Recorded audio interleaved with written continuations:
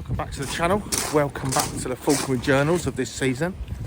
What's been going on? Well, Zeus has certainly been overweight all week. That's what happens when you go on holiday. So done very little with Zeus at all. I've just popped him out for a little while and we've been flying him to some betchings up and down his running line, not his training line. He hasn't been on the rope line yet, partly because he's got a few ounces on him, and to make anything too worthwhile on the rope line, he's just going to keep pushing his weight up. So he's had a few betchings today. We ran him up and down. He's just weathering for a bit. It's been raining now for 3 days, I think. The rainy season is here. We've had our drought season, and now in the UK it's the rainy season. You might scoff at that, but for the last 10 years our winters are nothing but wet and windy, with the odd blip with snow. So he's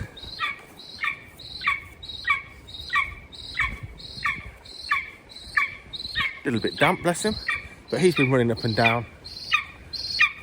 Bit of exercise. To be honest, if I can get out Saturday I will, because he should be pretty much there. And what else we've been doing? The boys have been out.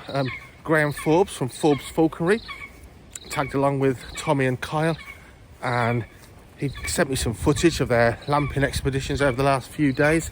So I'm just going to put that on there as a little montage. Not the easiest to see. Unlike any falconry, you'll see some of the flights are more pest control and others are very sporting indeed. A lot of people actually sort of poo-poo lamping that have never really tried it, and I find that ironic. Lamping with hawks is different from lamping with dogs, even though there's similarities. It's not pest control. You don't really want your hawk to just catch sitters and squatters. You still want to see some flights and get those birds fit. So have a look, a variety of flights, see what you think. What have I been doing here? It's that time of year where we're starting to put heat lamps in. They've all blown by now, obviously, over the summer. I've not tended to them.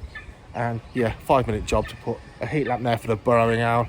It's just took me an hour faffing about with electrics. What a nightmare. It's like turning your boiler on and it not working, and then expecting the boiler man to fix it the next day when everyone's out working. A standalone video I was going to do. Someone asked me, someone on the channel commented, a really good comment actually.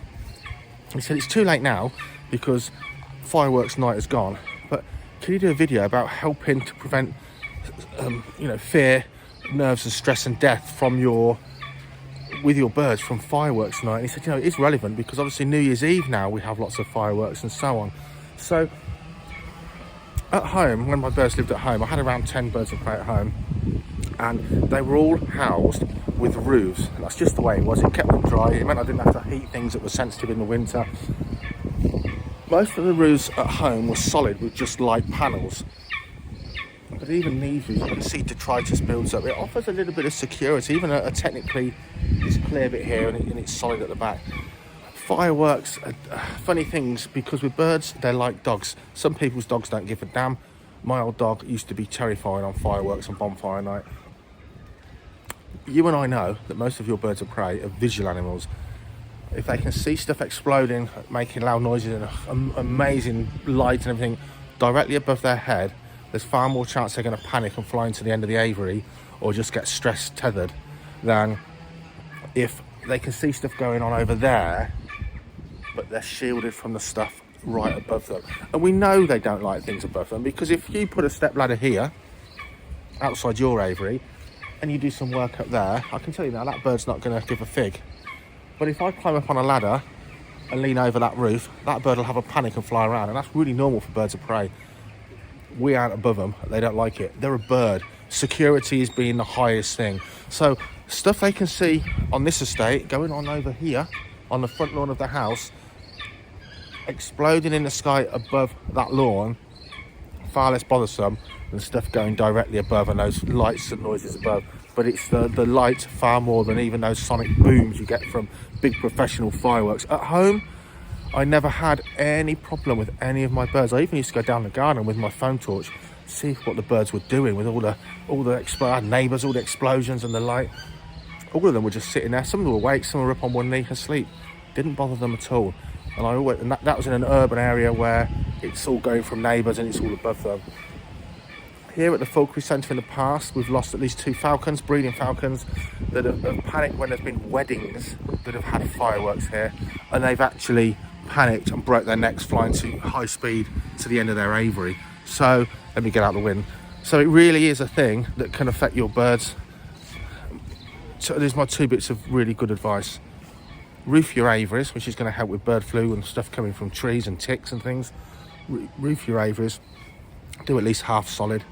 Roof them. It will, protect them. And the other advice I do, if your birds are nervous and you check them and they are, and you think, oh, that bird's panicking, at least the next time, if they survive this time, just put them in their travel boxes, hooded or not, depending on what you do, and bring them in the house, put them in your garage, put them in your shed.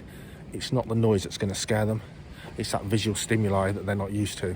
So roof your aviaries, worst case scenario, get them birds out, certainly through the thick of it. I know now the problem is how many nights do you box them, but that's your only real option. Hood the birds, put them safe, box the birds in darkened travel boxes. You can't say, I'm going to leave them open, my birds are terrified, they'll get used to it, because unfortunately it's not an occurrence that happens regularly enough for them to get used to it. So that's, if you've got any better ideas, put it in the comments below. But for now, enjoy these guys and a bit of their lamping sport. Hopefully there'll be some more of Zeus doing some stuff very, very soon indeed.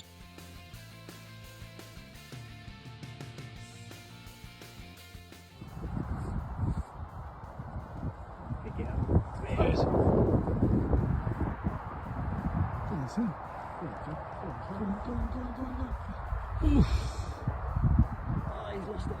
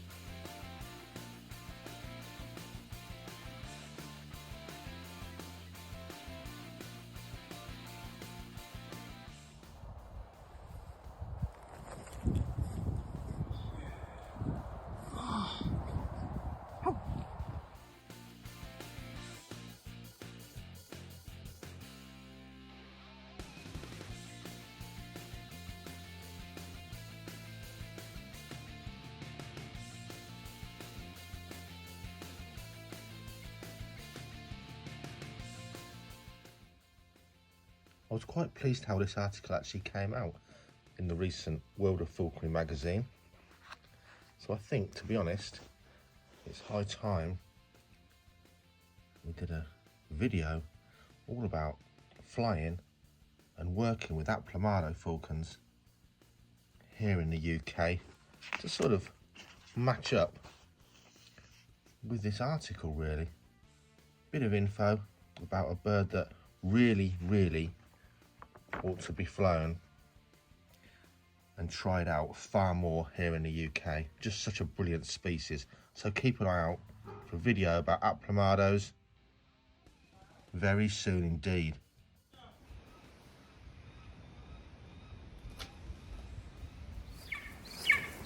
Well, I hope you guys are getting out amongst the rain. Hopefully this wind will dry things off a bit. Wind, I don't mind. Rain gets a bit wearing, doesn't it, when it's pouring rain? Although with this guy here, good God, it does my head in. With this guy here, I have to say,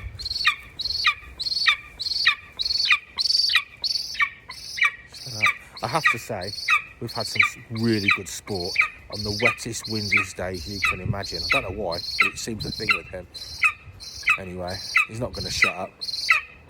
Keep on the vlogs, keep an eye on these falconry journals, keep an eye on the channel. Do me the biggest favour, we're nearly at 1,000 subscribers. Add to that list for me and subscribe. Thanks a lot. I need earplugs.